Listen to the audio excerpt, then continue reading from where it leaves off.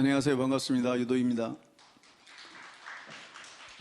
제가 이승만 대통령에 대해서는 여러분들도 많이 알고 있을 거라고 생각을 하고, 그런데 그럼에도 불구하고 이승만 대통령에 대해서 제가 좀 더 정리를 하고 거기에 대해서 정립을 해야 된다고 생각한 것은, 어느 나라나 전부 모든 나라들이 다 건국을 하신 대통령이 있고, 어떻게 보면 아버지라고 표현할 수도 있는데, 대한민국은 너무나 물론 많은 정치적 그런 것이 너무 경제적인 것도 그렇고 너무나 많이 빨리 진행되다 보니까 이런 이승만 대통령에 대해서, 이승만 대통령이 누구인지도 모르고, 오늘날 우리가 이렇게 경제적 발전과 자유민주주의 토대 위에서 이렇게 발전한 것에 대해서도 과연 누구 때문에 그런지도 모르고, 더군다나 이것을 반대한민국 세력이라고 표현하면은 주사파 정권이 됐든 북한이 됐든 이런 사람들의 어떠한 기조에 의해서 이승만 대통령이 거의 난도질 당하다시피 해왔기 때문에,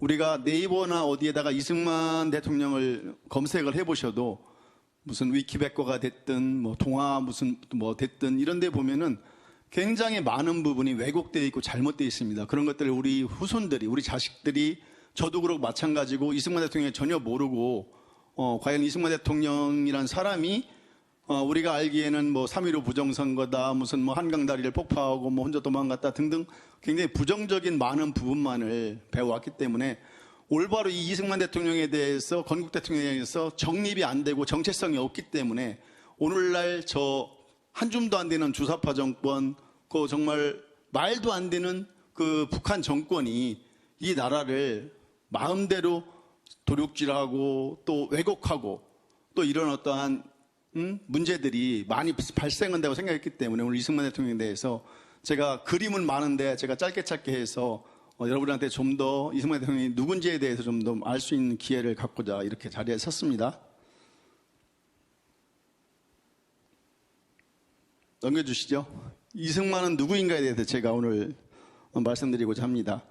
출생과 성장을 보면 이승만 대통령은 1875년에 태어났어요. 그러니까 그 당시에는 조선이 거의 국군이 거의 기울어 가던 그때에 굉장히 가난한 집안에서 태어났습니다. 그런데 이승만 대통령도 이제 왕족 출신입니다. 양녕다해군의 16대소로 이제 황해도 평산에서 태어났습니다. 그래서 아버지는 이경선이라는 분인데 유학을 공부한 선비였지만 굉장히 가난한 농민이었어요. 그리고 어머니는 서당 훈장의 딸이었는데, 그래도 그 당시에 한문을, 여성들은 그 당시에 공부를 하지 않았잖아요. 그런데 그래도 그나마 한문을 공부했던 그런 어머니 밑에서 태어났습니다. 그래서 1894년 4월 2일 19세 되던 때에 친구인 신궁우의 권유로 배제학당에 입학을 하게 됐어요. 그래서 거기에서 미국 선교사 파이팅이라는 선교사의 한국어 교사로 같이 하면서 영어를 배우게 됐습니다. 그래서 한국어를 가르쳐주며, 그녀에게 한국어를 가르쳐주며 자신은 영어를 배우는, 그럼으로써 영어를 굉장히 유창하게 할 수 있었고, 그래서 배제학당에서 졸업을 할 때 서재필이 기록한 독립신문에 보면은 이승만의 졸업상 대표 연설은 창의적이었다. 조선과 중국의 관계, 위태로운 현 상황과 독립과제의 논의를 전개한 거침없는 말이 관객들의 열렬한 박수를 받았다고 독립신문에 그렇게 이제 기재를 하고 있고요. 또 아펜젤라 선교사가 그 당시에 배제학당의 교장이었었습니다. 그분은 조선정부와 애국공사의 주요 귀빈들이 참석한 이날의 졸업식에서 이승만의 연설은 가장 야심적인 순서였다. 그 젊은 이승만이 그 짧은 시간에 이렇게 수많은 영어도 배우고 또 세계에 대한 세계관이나 이런 것들이 굉장히 많이 정립됐던 그런 중요한 그것을 배제학당을 통해서 이승만이 습득을 하게 됩니다. 그리고 청년 개혁가로 이제 주목을 받게 되는데, 여기에서 졸업을 한 다음에 매일신문과 제국신문의 창간을 이제 주도를 했고요. 그래서 혹자는 그렇게 하잖아요. 도올이란 사람은 거기 어디 방송해 보니까 이승만이가 머리가 나빠서 마치 과거 시험에서 떨어진 것처럼 얘기하는데, 그게 아니고 그 당시는 과거를 보려도 돈을 주고서 해결하는 그런 이제 상황이 있었기 때문에 이승만이 머리가 나빠서 떨어진 건 아니라는 겁니다. 이런 걸 보면은. 그리고 신문에 보면은 여기에 조선신문 역사 특집 기사에는 제국신문의 주필로 이승만이 이제 기록이 돼 있고요. 그리고 만민공동회의 총대의원으로도 활약을 했는데 이것이 이제 문제가 돼가지고 이제 독립협회가 서재필이 대표인데 서재필 박사가 대표인데 만민공동회를 이제 개최를 했는데 거기에서 수구파들이 만민공동회가 독립협회가 조선 왕조를 전복하려 한다는 그런 이제 음해가 있어가지고 고발이 돼가지고 지도자들이 전부 다 체포가 됐습니다. 그때 이승만도 같이 한성 감옥에 투옥을 하게 됩니다. 그래서 거기에서 사형 선고를 받아요. 사형 선고를 받고 혹독하게 고문도 당하고 그리고 거기에서 하나님을 영접을 하게 됩니다. 이승만이. 그리고 거기에서 수많은, 근데 정말 놀라운 일은 그 감옥에서 수백 편의 논문을 씁니다. 그리고 한영사전도 이제 편찬하다가 이제 편찬도 했고, 그래서 이 민영환과 또 이 선교사들의 계속적인 어떠한 그 석방 구명 활동에 의해서 1904년에 5년 7개월의 감옥 생활을 마치고 석방이 됩니다. 그래서 미국으로 이제 가게 되는데 여기에서 독립정신이라는 책을 쓰는데 이게 독립이라는 게 일제에서 독립은 아닙니다. 그래서 국제정세를 이제 날카롭게 비판했는데 제가 이걸 하나 이제 읽어드릴게요. 이게 독립정신에 무슨 얘기가 써 있냐면 국민이 아닌 백성을 독립주체로 만들기 위해서는 몸만 풀어서는 안 되고 정신을 독립시켜야 할진데 이는 다른 것으로는 전혀 안 되고 예수교 정신교육, 그러니까 기독교를 얘기하는 겁니다. 예수교 정신교육을 통해서만 가능한 일이며 예수교의 자유하는 도를 체질화해야 진정한 인간 자유, 자유인간으로 거듭나는 대한인 해방 목표를 달성할 수 있다고 이승만이 독립정신에 확언을 하고 있어요. 그게 무슨 얘기냐면 그 당시만 해도 링컨 대통령이 노예를 해방했잖아요. 그런데 이 당시에는 조선이라는 나라에는 1%밖에 안 되는 양반들이 있었고 전부 다 노비, 그러니까 계급 노비가 있었던 거예요. 그래서 몸만 풀어서는 안 되고 정신을 자유해야만 독립을 할 수 있다는 거예요. 그게 유일하게 예수교고 기독교라고 이렇게 얘기를 한 겁니다.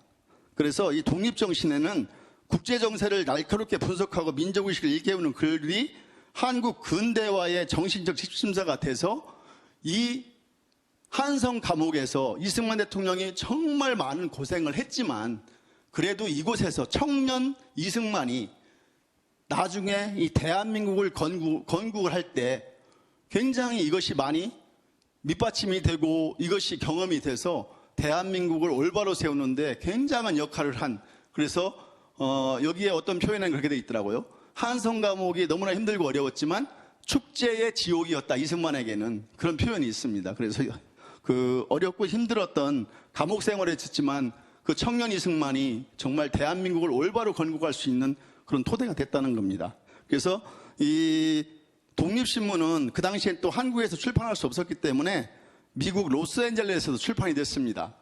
그래서 이렇게 이제 나와 있고요. 그리고 미국에 가서 이승만은 미 조지 워싱턴 대학 학사, 하버드대 석사, 프린스턴대 박사를 불과 5년 만에 마쳤습니다. 그래서 이것은 정말 전대 미문에 굉장히 빠른 시간에 이러한 세 가지의 어떠한 그 박사 과정을 거친 거고요. 그래서 유영익 전 국사편찬위원장이 무슨 얘기냐면 이승만 박사는 한국인 최초로 국제정치학 분야에서 박사학위를 따냈기 때문에 군계 일합격이었다고 그렇게 얘기를 하고 있고요. 요거는 보면 조지 워싱턴 대학 시절에 학비는 장학금으로 생활비는 한국과 동양에 대한 강연으로 조달한, 그보다 이제 멋있죠. 이승만 대통령이 그 당시에 이제 젊었을 때 그때 이제 모습입니다. 그리고 요거 제가 개인 사진인데 뭐냐면 한번 넘겨줘 보세요. 이게 뭐냐면은 제가 집사람하고 2019년도에 이승만 대통령의 발자취를 찾아서 미국을 여행을 한 적이 있습니다. 한 20명이 같이 여행을 했는데 여기에 보니까 이게 이제 아메리칸 유니버시티인데 거기에 보니까 이승만이 1943년도에 4월 8일에 여기에 벚꽃나무를 4그루를 심었어요. 가보니까 벚꽃나무가 얼마나 큰지 정말 한 아름이 되어 있더라고요. 그래서 이걸 기념하기 위해서 여기에 아메리칸 유니버시티에 이렇게 이제 그 벚꽃을 심어놓은 것을 저희들이 이제 확인을 하고 왔고요. 그래서 그 다음 보면은 조시 워싱턴대 대학 중에 이제 미국 대통령을 만나기 위해서 예복을 갖춰 입은 모습도 볼 수 있고, 그리고 이승만 대통령이 동지이자 동반자인 오스트리아 출신 프란체스카 도너 여사를 만났는데 미국 뉴욕에서 결혼했습니다. 그런데 여러분이 아셔야 될 게 이승만이 그 당시에가 1934년 3월 8일에 결혼했는데 그때가 이미 59세였어요. 상상이 되세요? 저는 이런 걸 보면서 그 노구의 그 당시만 해도 대한민국의 평균 수명이 50대 왔다 갔다 할 때입니다. 남자들의 수명이.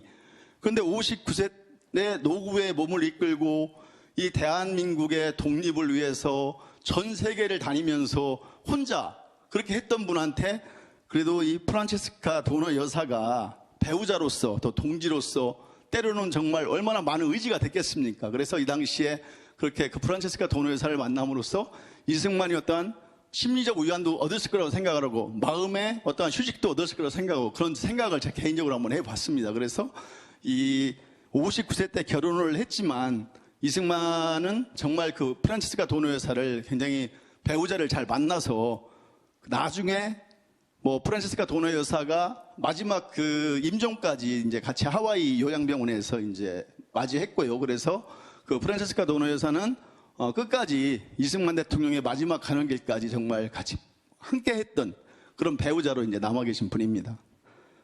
그래서 이승만은 가장 강력한 독립운동은 그 당시에 애교라고 생각을 했어요. 왜냐하면 그 당시만 해도 한국은 알려지지가 않았어요. 대한민국, 코리아, 1950년대, 40년대, 1930년대, 40년대 이 대한민국, 조선이라는 나라가 어디에 있는지 아는 나라가 몇 명이나 있었겠습니까? 그래서 이것은 이승만은 그 애교로서 이것을 독립을 얻어야 된다고 생각을 했고요. 그래서 그 당시에 이승만이 활동할 때가 청일전쟁, 러일전쟁, 1차 세계대전, 러시아 혁명 등 정말 세계가 격변기였어요. 격변기.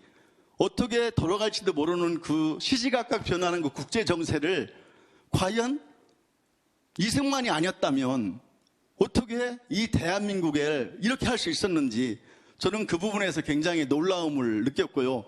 과연 이 작은 땅덩어리에 있는 하나의 그 노구에 더군다나 또 굉장히 연세도 많으시잖아요. 나이도 많은 그 이승만이라는 그 한 사람이 어떻게 이 세계의 어떤 열강들이 정말 땅 따먹기 하는 그런 어떻게 보면은 그런 세계에서 이 대한민국을 지켜내기 위해서 얼마나 혼신의 노력을 다했는지 그런 생각을 또 하게 됐습니다. 그래서 1919년 3.1운동 직후에 1919년 4월 대한민국 상해 임시정부를 수립했고 같은 해 이제 여기에 전체적인 그 초대 대통령으로 이승만이 되게 됩니다. 그래서 한성 임시정부에서 집정관 총재로서 이제 기념 엽서도 나왔고 또 취임 이제 하와이에서 취임 행사도 했고 그래서 여러 임시정부가 통합해 출범한 상해 임시정부 대통령이 이승만이었습니다. 굉장히 사진 이때는 젊으셔가지고 사진도 굉장히 멋있게 잘생기셨더라고요 보니까. 그래서 이승만 대통령이 임시정부에서도 초대 대통령이 됐었다는 거고요. 그리고 이런 것들이 일제 치하에서도 이런 이제 임시정부의 어떤 내각 명단을 발표를 했더라고요 보니까 1921년 2월 17일자 동아일보에 보면은 이런 내용들이 상해 임시정부의 대통령이 이승만이라는 기사가 나와 있습니다. 그리고 이승만은 이제 그 임시정부 대통령이 됐잖아요. 그래서 이 대통령의 자격으로 일본과 세계 각국에 대한민국 독립정부가 세워졌음을 통보했고 미국 의회에는 한국 독립안을 상정하게 됩니다. 그 당시에. 그러니까 이승만 대통령이 애국에 있다고 해서 독립운동을 안 한 게 아니에요. 오히려 그 애교를 통해서 또 하와이에서 그 사탕수수밭에서 근로자들이 노동자들이 그 교민들이 번 돈을 가지고 쉽게 얘기해서 독립운동 자금을 대고 이런 일들을 엄청나게 했던 분입니다. 그런데 이런 것들이 굉장히 알려지지 않는 거예요. 왜? 역사 교육을 제대로 시키지도 않았고 우리가 사실은 저는 이런 생각을 해봤습니다. 저는 이승만 대통령이 누굽니까? 장로님이었잖아요. 그리고 정말 기독교를 입국론으로 세울 정도로 그렇게 하신 분인데 대한민국 교회에서 이승만을 가리키질 않잖아요. 이승만을 정말 가리켰으면 학교, 어린애들, 초등학교나 이런 데 공과에라도 이승만이 어떠한 역할을 했고 이 기독교, 대한민국이 기독교 정신을 가지고 어떻게 이 나라를 세웠는지 이런 부분들을 좀 더 교육을 시키고 가리켰다고 하면 오늘날 대한민국이 이렇게 주사파들에 의해서 한 주먹도 안 되는 주사파들에 의해서 흔들리지 않았지 않을까 이런 그런 생각을 좀 해봤습니다. 그래서 이승만은 1932년부터 33년까지 열린 유엔의 전신인 국제연맹회의에도 참석해서 독립을 부르짖었어요. 그래서 계속적으로 이승만은 대한민국의 독립을 위해서 일을 했고요. 1932년 2월 11일자 조선일보에 보면 이승만의 연설이 미국 각지에서 호평을 받았다는 또 기사가 나옵니다. 그러니까 이런 것들을 보면 이승만이 얼마나 많은 일들을 한 겁니까? 그런데 이런 것들이 아는 사람이 거의 없습니다. 저도 사실은 몰랐어요.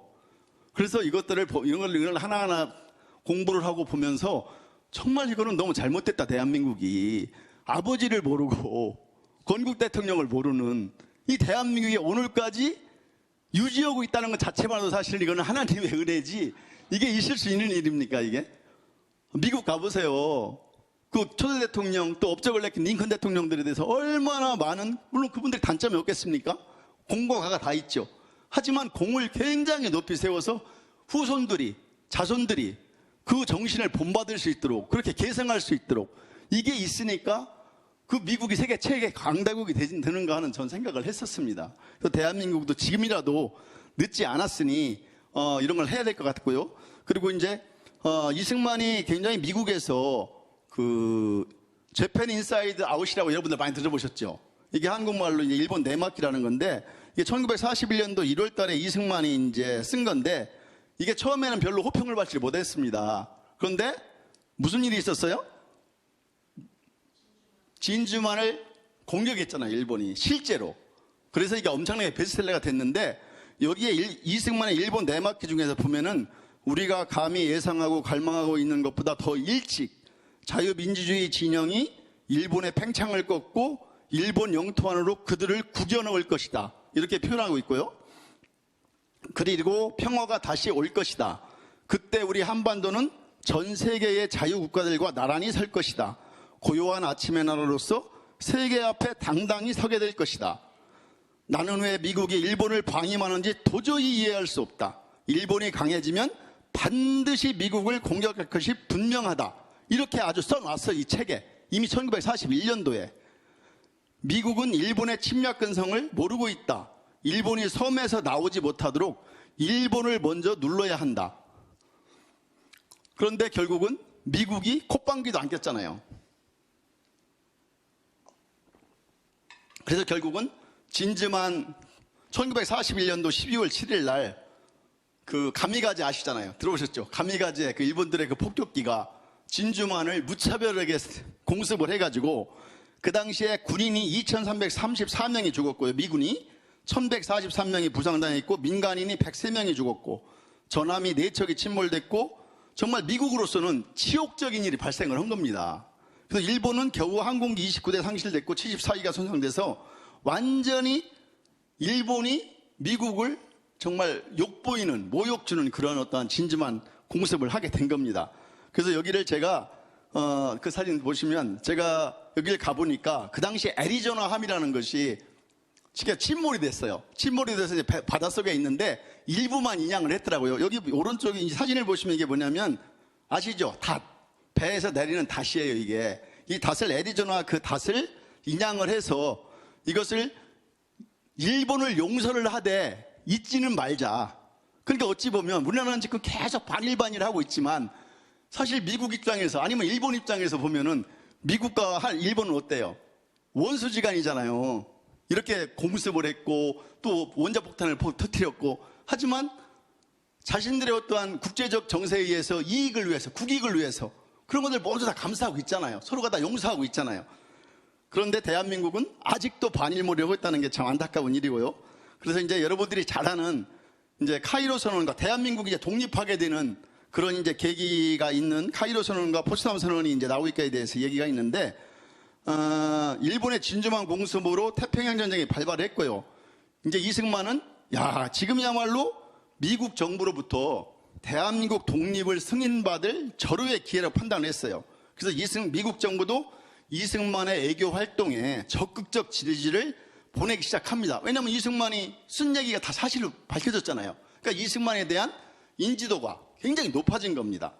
그래서 카이로 회담은 우리나라의 독립 문제가 최초로 국제회담으로 의논된 최초의 국제회담입니다. 그래서 2차 세계대전 중에 미국의 루즈벨트, 영국의 처칠, 중국의 장제스가 카이로에서 만나가지고 태평양을 이렇게 일본에 대해서 군사 행동을 하기로 했고, 여기에서 승리한 뒤 일본이 점령하고 있는 영토를 어떻게 할 것인지에 대해서 논의를 했어요. 결국 한국도 거기에 포함이 된 겁니다. 그래서 카이로 선언이 뭐냐면, 현재 한국민이 노예 상태 아래 놓여 있음을 이유하여 앞으로 한국을 적당한 절차를 거쳐 자유 독립국가가 되게 하기로 결의한다. 이랬는데 이승만이 이거를 보고서 이제 알게 된 거예요. 적당한 절차? 적당한 절차가 뭐야?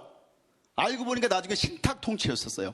그래서 이승만이 이거에 대해서 반대를 했고, 그래서 나중에 이제 신탁 통치를 한다는 것을 미리 이승만 대통령은 알고 있었던 거예요. 적당한 절차야라는 그런 표현에 대해서. 그래서 미국에서도 이제 이승만이 많은 활동을 했는데, 한미협회 모임에서도 여기서 세계 열강들이 그 당시만 해도 식민지를 아까 말씀드렸잖아요. 땅 따먹기를 하듯이 자기들이 이 땅은 너희네 가져, 이 나라 땅은 너희네 가져, 이런 식으로 하던 당시입니다. 그 당시만 해도. 그래서 양소민족들이 독립운동을 했었는데 유일하게 대한민국만이 국제적으로 독립을 약속을 받았어요. 그게 누구의 덕입니까? 결국 이승만 대통령이 그만한 애교 활동을 했기 때문에 그렇다는 겁니다. 그래서 이승만이 탁월한 애교적 노력 및 능력으로 미국의 여론을 바꾼 결과였어요, 그것이. 그래서 포츠담 선언은 그 다음에 이제 홍대시 포츠담 선언인데, 일본에 대해서 항복을 권고하고 2차 세계대전 후에 일본 처리 방침을 표명한 것인데, 처음에는 미국 대통령 트루만, 영국 총리 처칠, 중국 총통 장개석입니다. 회담에 참가했는데 얄타 회담 때 약속에 따라 소련 공산당 서기장 스탈린도 8월 이 회담에 참가하고 이 선언문에 함께 서명을 했습니다. 이게 뭐라고 되어 있냐면, 카이로 선언의 모든 조항은 이행되어야 하며 카이로 선언에서 결정한 한국의 독립을 확인하고, 그러나 일본이 이 선언을 거부했기 때문에 이게 선언을 했는데 일본이 거부를 했어요. 그래서 무슨 일이 일어났어요? 결국은 그래서 원자폭탄 2발을 맞고, 미국은 1945년 8월 6일 날 히로시마와 8월 9일 날 나가사키에 원자폭탄을 투하했는데, 원자폭탄이 한순간에 20여만 명의 목숨을 앗아갔고, 일본은 8월 15일 날 무조건 항복을 하게 된 겁니다. 그래서 이것으로 인해서 대한민국이 독립을 하게 된 겁니다. 그래서 8.15 광복은 일본 카이로 선언과 포츠담 선언에 따라 대한민국을 독립국으로 인정하고 우리나라에서 나중에 완전히 철수하는 그런 계기가 된 겁니다. 그리고 이제 사람들이 그런 얘기를 해요. 이승만을 뭐라고 그래요?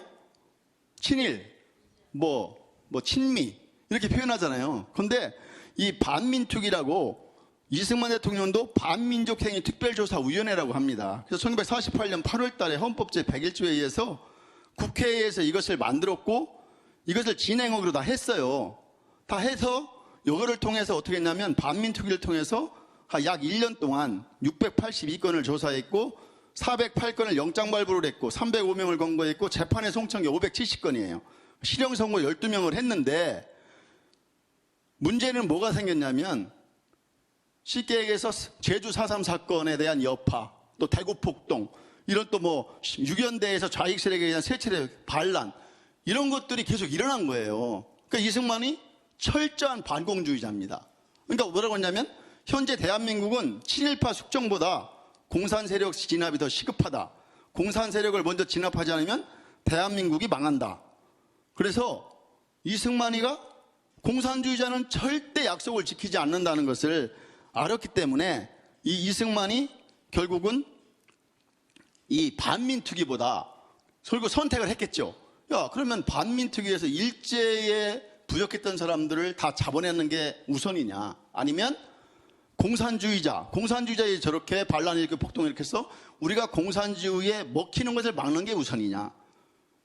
선택을 했을 거 아닙니까? 결국은 공산주의자에 의해서 전복이 되면 이 나라를 걷잡을 수 없다고 판단한 거죠. 그렇기 때문에 반민특위에 대해서 이승만 대통령이 그 당시에 그 반민특위의 법을 개정해서 그거를 해체를 하게 되는 거예요. 그래서 친일을 숙청하지 않은 게 아니고 하려고 다 모든 것을 해서 일부는 했는데 저 공산주의들 때문에 할 수 없이 이렇게 이제 진행이 됐던 겁니다. 넘겨줘 보세요. 그래서 넘겨주세요. 그래서 여기 보면 공산주의자는 국제협약에서 약속을 지키지 않는다. 그런 거로 그들과의 타협은 위험하다. 이렇게 얘기를 했고요. 그래서 이승만 대통령은 그걸 선택했던 것이고 또 많은 사람들이 그래요. 야, 그러면 왜 남한은 분단을 예정을 하고 미리 정부를 수립한 거냐, 남한에서. 그거 아니라는 겁니다. 북한에서는 46년 2월 달에 이미 북조선 임시인민위원회를 구성해서 급진적인 사회개혁을 추진했고 47년 2월에 사실상의 정부인 북조선 인민위원회를 수립을 했어요. 그래서 1948년 2월에 임시헌법을 공포하고 9월 9일 김일성을 수상으로 하는 조선민주인민공화국을 이미 수립을 했습니다. 그래서 대한민국을 할 수 없이 우리가 1940년 1월 16일과 1947년 5월 20일 두 차례 미소 공동위원회가 개최돼서 합의를 보지 못한 바람에 미국은 한국 문제를 유엔으로 이관을 했고 유엔에서 임시위원단을 파견해서 남한만이라도 48년 5월 10일에 총선거를 실시해서 8월 15일 날 대한민국 정부를 수립하게 된 겁니다. 그러니까 우리가 먼저 한 게 아니에요. 저들은 이미 스탈린을 통해서 스탈린이 김일성을 북한 땅에 보내서 이미 공산주의로 만들기 위해서 전부 다 작업이 끝난 상태였어요. 그래서 이승만도 할 수 없이 대한민국 정부도 할 수 없이 그것을 남한만이라도 자유민주주의로 나라를 세우기 위해서 이렇게 진행을 했던 겁니다. 그래서 스탈린이 이제 북한에 들어갔어요. 그런데 여기에 들어가니까 부자들의 재산을 몰수하고 특히 기독교인들을 핍박하기 시작했어요. 그래서 공산당 조직에 박차를 가했고 그래서 김일성과 박헌영은 남한의 총파업, 군반란, 시위를 주도하며 끊임없이 훈련을 조장해서 결국은 6.25 남침을 하게 된 겁니다. 그래서 이승만이 나중에 이렇게 기국을 해고 보니까 이미 남한에는 박헌영이가 조선노동공산당을 남노당을 전국적으로 이미 다 조직을 해놨어요. 그래서 이미 공산주의로 만들기 위해서 완전히 그 당시에는 했던 상황이에요. 왜 그러냐면 그 당시에는 여러분들이 아실 것이 지금과는 전혀 틀린 상황이에요. 소련, 중국이 다 연합군, 2차 세계대전 때는 연합군이었어요. 연합군. 같이 우리가 독일하고 일본하고 이탈리아를 물리치기 위해서 연합을 했을 때예요. 그러니까 공산주의에 대한 나쁜 생각이 없었어요. 그 당시에는. 그래서 국민들도 한 70%가 공산주의를 좋아했어요. 왜? 그 당시만 해도 조선이라는 나라는 굉장히 힘들고 어려웠죠. 일반 양반 빼고는 너무나 힘들었잖아요. 그러니까 공산주의가 재산도 공동분배해주고 함께 나눠갖고 함께해서 함께 한다는데 얼마나 좋아요, 이론이. 그러다 보니까 그 당시는 그 대한민국이 문맹률도 78% 높았고 또 이렇게 공산주의에 대한 어떠한 그런 것이 거부감이 없었을 때이기 때문에 굉장히 이게 정말 위험한 그러한 순간이었었습니다. 그래서 이승만이 그 당시에 국가보안법을 만들었는데 왜 만들었냐면 이 박헌영이가 만든 남노당이 합법적인 거예요. 그 당시에. 합법적이 되다 보니까 어떻게 통제를 할 수 없고 미군 정부에서도 계속 거기를 지원하고 도와주는 겁니다. 그래서 도저히 이승만이 안 되니까 국가보안법을 국회 통과를 해서 48년 11월 19일 날 그것을 가결해서 박헌영이 설립한 남노당의 그 활동을 못하게 불법으로 중지시켰던 겁니다. 그래서 이 1948년도 12월 1일부로 남노당이 불법단체가 됐던 겁니다. 그래서 국가보안법은 국헌을 위배하여 정부를 참칭하거나 국간을 변란할 목적으로 결사 또는 집단을 구성한 수괴와 간부는 무기 3년 이상의 징역 또는 금고에 처한다고 되어 있는데 이 당시에 국가보안법을 하고 보니까 국군 중에서 남노당원이 4,749명이었고요. 형사처벌했는데 불명예 제대를 이렇게 시켰는데 남노당원 5,568명은 자기들이 알아서 탈당을 했어요. 탈영이죠. 탈영. 그러니까 무슨 얘기입니까 이거에? 아니 군에 이미 10% 이상이 간첩들이 장악하고 있었다는 겁니다. 대한민국이 그 당시에. 그래서 6.25가 발발했잖아요. 만약에 6.25도 정말 끔찍한 전쟁인데 만약에 이들을 그 당시에 국가보안법으로 이승만이 쳐내지 않았으면 오늘 이 자리에 어떤 일이 일어나고 있을까요, 지금? 아마 우리는 김정은이 밑에서 살고 있겠죠. 정말 이것은 이런 것들을 보면은 이승만이라는 사람이 얼마나 이 대한민국에 필요했던 사람이고 얼마나 대단한 일을 했는지를 과연 내가 그 자리에 있었다면 나는 어떠한 결정을 하고 어떤 행동을 할 수 있었을까? 이렇게 생각해 보면은 정말 하느님이 내리신 탁월한 대한민국을 구원할 구세주, 지도자로 이 대한민국에 보냈다고 저는 생각을 합니다. 그래서 그 6.25 전쟁이 발발을 했는데 이것도 사실 하려면 끝이 없는데 그 6.25 전쟁은 여러분이 너무나 잘 아시니까 요거에 6.25 전쟁이 이제 경과가 돼가지고 한국이 다 뭐 뺏겨서 대구까지 가서 다시 또 메가더 장군에 의해서 다시 인천 상륙작전을 통해서 다시 하고 다시 중국이 개입해서 분단이 되고 이런 과정들이 쭉 있었어요. 그런 이제 과정이 당연히 6.25 전쟁에 대해서는 제가 이제 언급 안 할 거고 그래서 또 한 가지 굉장히 이게 중요한 것이 적화 통일을 막은 이승만의 토지개혁인데 그 당시에는 36년 동안의 일제에 있었고 또 조선이라는 나라에서 했기 때문에 그 당시에는 내 땅이 없었잖아요. 그래서 이승만이 이거에 대해서 굉장히 빠르게 그 토지개혁을 했어요. 토지개혁을 해가지고 6.25 전쟁이 발발하기 3달 전에 이승만은 농지개혁법을 최종 확정 공포했는데 이 시행령하고 시행규칙까지 여러분들 들어보셨어요? 시행령, 시행규칙이 다 마련돼야만 완벽하게 이제 이행할 수 있는 겁니다. 그래서 이것도 한 달 뒤인 4월 28일 날 모두 공포가 끝나서 농지개혁이 전면 실시를 해서 전국 농지의 70, 80%가 실제로 농사를 짓는 농민들에게 분배가 됐었습니다. 그래서 1950년 4월 18일에 농지개혁이 완료가 됐어요. 그래서 완료가 됐는데 이것이 어떻게 가능했느냐, 그 당시에. 어떻게 가능했다고 생각하세요, 여러분들은? 이 행정이라는 것이 그 전 국민에게 7, 80% 농지를 쉽게 얘기해서 사서 다시 나눠줬는데 이게 불과 9개월 만에 다 이루어졌어요.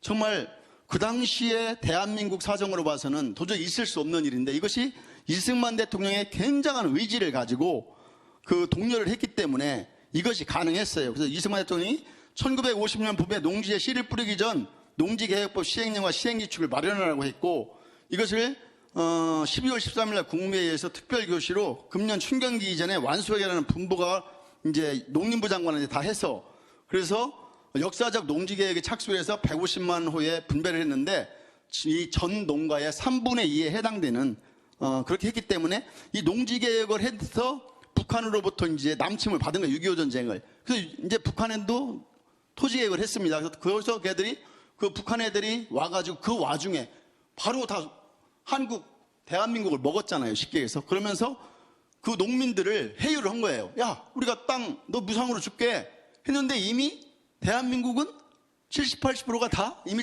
토지를 소유권을 받게 된 거예요. 그러니까 농민들이 동요를 하지 않았어요. 그 북한군들한테. 그렇기 때문에 대한민국을 또 온전히 지킬 수 있는 선동이 전혀 먹히지 않은 굉장히 해안이죠. 이것은 이승만의 엄청난 해안인 거죠. 빨리 토지개혁을 했기 때문에. 그래서 북한도 토지개혁을 했는데 여기는 뭐냐면 농사를 지을 수 있게 해주는데 소유권을 안 줘요. 어떻게 보면 임대 방식인 거예요. 왜냐하면 공산주의가 사유재산권 인정하나요? 인정하지 않잖아요.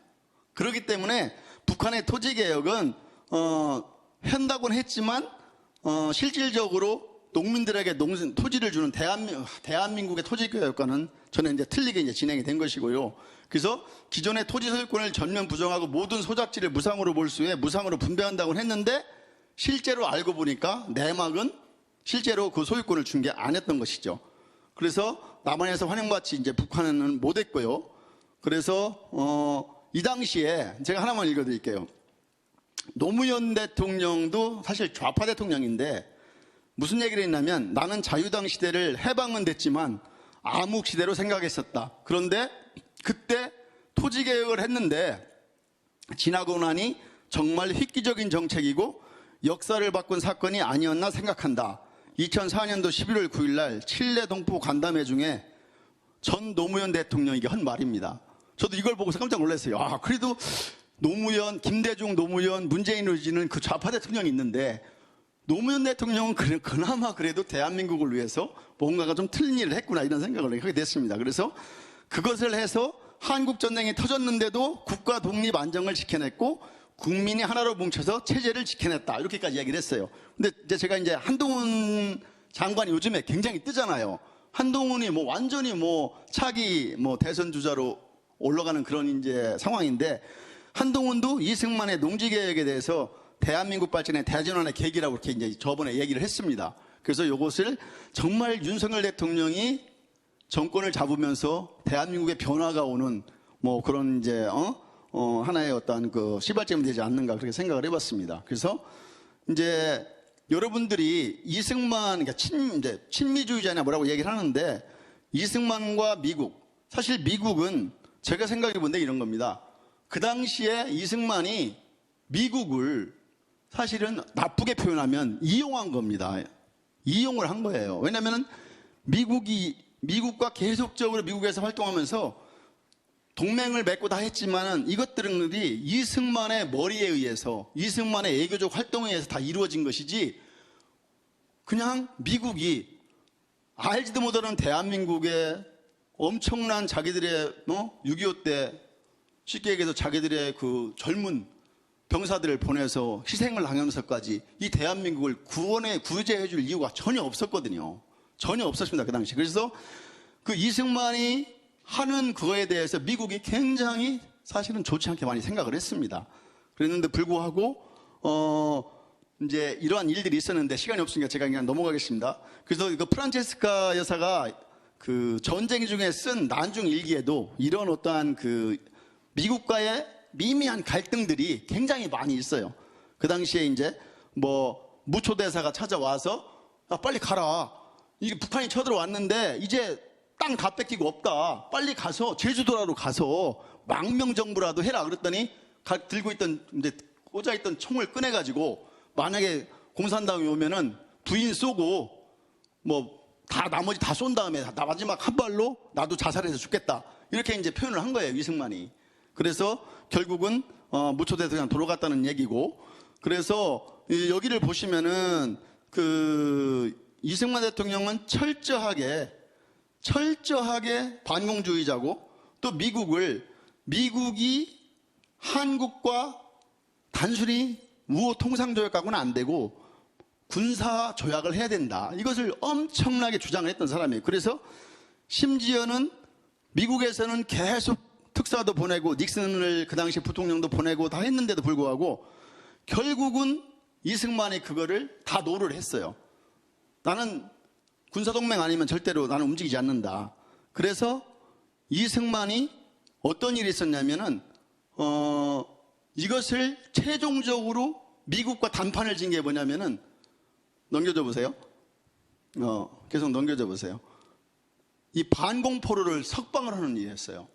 이게 소련과도 중국과도 다 이미 협상을 해서 휴전하기로 했는데 이승만이가 갑자기 포로를 다 석방을 해버린 거예요.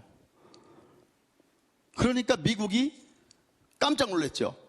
야, 이렇게 하다가 정말 이승만을 보니까 북진 통일을 한다고 하는데 정말 단독으로 할 수 있겠네. 이런 어떠한 생각을 하게 됐습니다. 그래서 결국은 이 이승만의 그러한 어떠한 노력을 가지고 이승만 대통령이 넘겨주세요. 시간이 없어가지고 제가 다 이제 읽지는 않을게요. 한미 상호 방위 조약을 1953년도 10월 1일 날 체결하게 된 겁니다.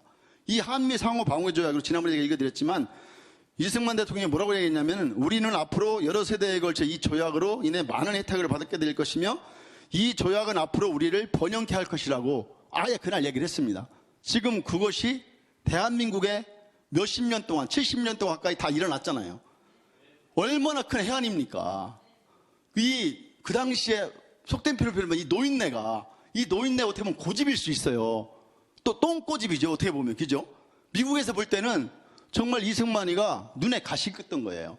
하지만 이분의 그 해안으로 정말 끈질긴 이분의 어떠한 애교적 노력도 있지만 이분의 어떠한 그 강력한 그 의지를 가지고 이 대한민국을 오늘날에 이렇게 엄청난 OECD 12국가로 만들 수 있는 계기를 단초를 제공한 것이 이승만 대통령의 어떻게 보면 고집일 수 있고 의지일 수 있고 하지만 한미 상호 바구 조약이 없었다면 대한민국은 지금 이렇게 잘 살 수가 없는 겁니다. 그래서 이것이 엄청나게 큰 사건이었고요. 그래서 그 당시에 마크 클라크 유엔군 사령관이 무슨 얘기냐면 한국에 엄청난 실제기를 가져다 준 그 같은 과감한 애교 전략이 어디서 나올 수 있는지 이해하기 어려웠다. 싸워서 이기기보다 평화를 얻는 게 더 어려웠고 적군보다 이승만 대통령이 더 힘들었대요. 말을 안 들어가지고. 완전 속된 말로 젊은 애들 얘기하면 꼴통이죠. 말을 안 듣는 거예요. 그래서 미국과의 어떤 미묘한 관계가 있었고 그래서 한미 간 주요 합의는 정전 후 한미 양국은 상호 방위적 체결하고 미국은 한국에 장기적인 경제 원조를 제공하고 미국은 한국군의 20개 사단과 핵 공군력을 증강한다고 한 거예요. 그래서 이 당시에 1950년대 미국 원조가 얼마인지 아세요? 한국 정부 예산의 86%예요. 그리고 57년도까지 미국 원조가 정부 예산의 53%예요. 그런 게 무슨 말이에요? 미국 돈으로 다 한 거예요, 한국은. 미국에 원조가 없었다면 살 수가 없는 거예요. 그리고 한미 동맹을 통해서 그 뒤로 한 번도 북한으로부터 침략을 받지 않았잖아요. 작은 어떠한 그 간첩분 보냈지만 그것을 경제 발전에다 쏟아부었기 때문에 나중에 박정희 대통령이 쉽게 경제 발전을 하고 산업화를 했던 겁니다. 이게 모든 것이 이승만이라는 사람이 이승만이 대통령일 때 전부 다 토대를 만들어 놨던 겁니다, 이미. 그래서 2차 대전 후 신세 독립국 중에서 유일하게 민주화 산업에 성공한 나라는 대한민국밖에 없습니다. 그걸 여러분들이 정말 아셔야 돼요. 그래서 이제 시간이 너무 많이 갔네요. 요 교육의 승부를 걸으라 이거 마지막인데 그래서 교육의 승부를 걸으라고 해서 이승만 대통령은 무상교육을 49년도에 6년 초등학교 무상교육을 실시했고요. 그래서 또 그 당시에도 전쟁 중인데 한국에 쉽게 얘기해서 MIT를 세우겠다는 생각으로 인하공과대학을 그 당시에 설립을 했습니다. 인하가 무슨 뜻인지 알죠? 인천과 하와이의 그 약자입니다. 그래서 이 인하공과대학도 세웠고요. 그래서 아는 것이 힘이라고 배워야 산다고 해가지고 그 당시에 문맹률이 78%였던 것을 59년도에 22.1%로 낮춘 정말 엄청난 변신을 했고 이를 토대로 본격적인 공업화가 박정희 대통령이 할 수 있었던 겁니다. 왜? 가르쳤기 때문에. 이 무지몽매한 백성들을 가르쳤잖아요.